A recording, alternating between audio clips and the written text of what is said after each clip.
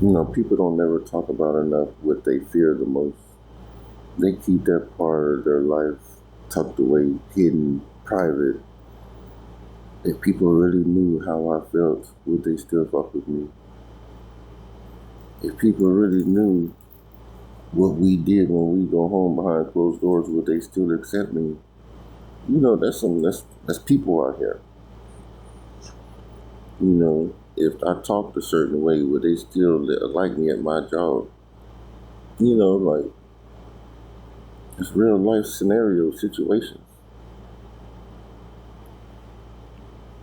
But it's crazy because nobody stops and thinks about what the next person's going through. You laughing at Sally because she comes in here, the shirt's all wrinkled, hair all over her head.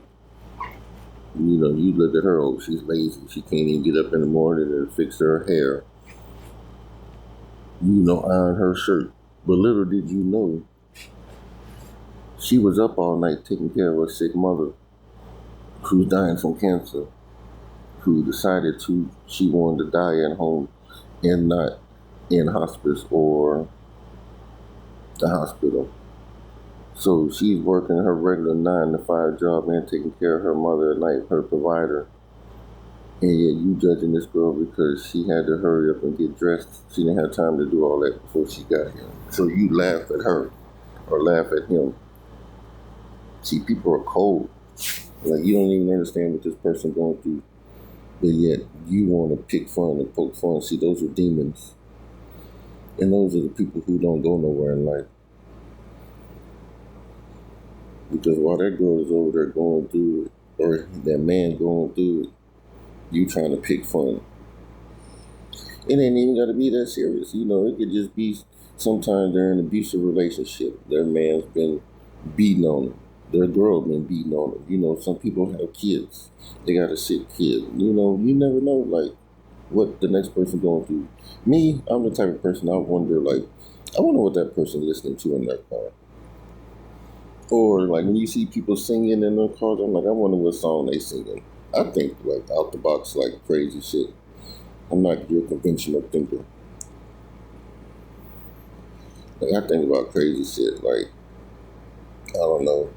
Now that I think about it and try to put it in the words, I can't to explain to you how to, I don't know, come into my world for a second. Not too much, just a little sneak peek. Because I don't care for people like that. I don't want all in my business. Like I like my little following group. I don't need 1,000,000 people follow me. No offense to y'all. Hey, if you want to follow me because it's great for your soul. But what I'm saying is I don't have to have that to fulfill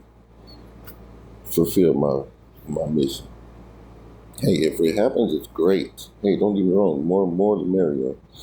But I'm not out here begging people to follow me. You follow me, you follow me. You don't, you don't. Sooner or later, you'll find out.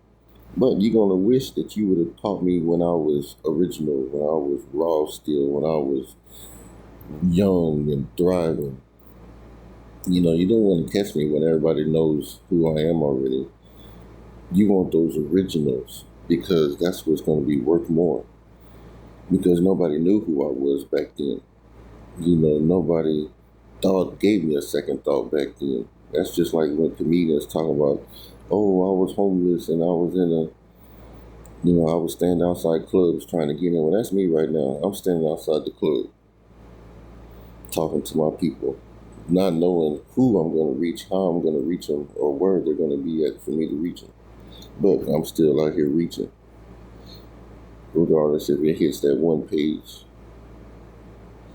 one person, one conversation, one topic at work. Because they got a lot of crazy shit on TikTok, and to be able to even reach anybody is a blessing. There's millions and thousands of videos, and you get pushed down, and nobody really sees it. But those little 100, 200, 300 people that seen it, I'm like, shit. Some people look at that and be like, I only got 200 views. I only got 100 likes. Like, nigga, do you even know 100 people? Like, do you talk to 300 people on a day-to-day basis? Like, no. So to hit 300 people, I look at it like that's just 3 million people. To me, it feels like 3 million people because I'm so super private. Like, I don't let nobody in, not even a little bit, but me and God. You know, I come out, I do my thing, and I touch you and I bless people and I keep it moving. You know, everything I touch turns to gold. It doesn't matter. Like, every store on this planet should be promoting me because, like, even when I go to Whataburger, it could be nobody in there. As soon as I show up, be on the premises, I can even just put that thought in my head, hey, I want Whataburger right now, or I want Dairy Queen, or McDonald's, or Burger King, or just say I'm going to the grocery store, or the corner store, the dollar store, whatever. It doesn't matter where the fuck I go. If that bitch is empty when I get there, it's going to be full when I leave. So what I'm trying to say is, it doesn't matter where I'm at, what I do, I generate greatness. I don't do it on purpose. I don't walk in there thinking, well, let me come over here so I can give them some business. They look slow today. No. Everything I fucking touch turns to gold. Everything I don't touch turns to gold. You know, I've had people who have encountered me and then go off after they've met me or do great things. Like, I don't know. It's like something just snaps and clicks inside of people once they've been in my presence. Like, they tell me all the time, I feel so at ease when I'm around you. Like, what is it about you? Fuck, I don't know. You tell me. You got the feeling. I don't. Like, sorry to be so blunt, but that's just how it is. I don't know. Like, what you want me to say? This is just who I am. You know, you telling me I can't be who I say I am, but I'm telling you, listen to my stories. Like, I'm telling you why I am who I am and who I say I am. Because I can fucking move mountains with my brain if I really put my mind to it. Like, there's nothing that I can't do that I don't prosper or figure out. But the one thing, David, okay, so you want to know, well, how do you do this? How do you channel this? This is how I do it. This is how I channel it. I ask permission first. What do you mean you ask permission? You gotta ask your mom, your dad. No, motherfucker. I ask permission first. Like, everything I do, I ask God. Like, if I meet a girl and I don't know the first time, you know, even if she hits me with a message DM, before I even respond back to this person, I ask God, is she right for me? You know, and I leave it at that. And I don't message her until he tell me, just like a job. If I want a job, 9 times out of 10, I'm gonna get it because I get everything I want. If I see a job, so I ask God beforehand, like, is this job gonna be a good fit for me? Because you know how we are once we get in there.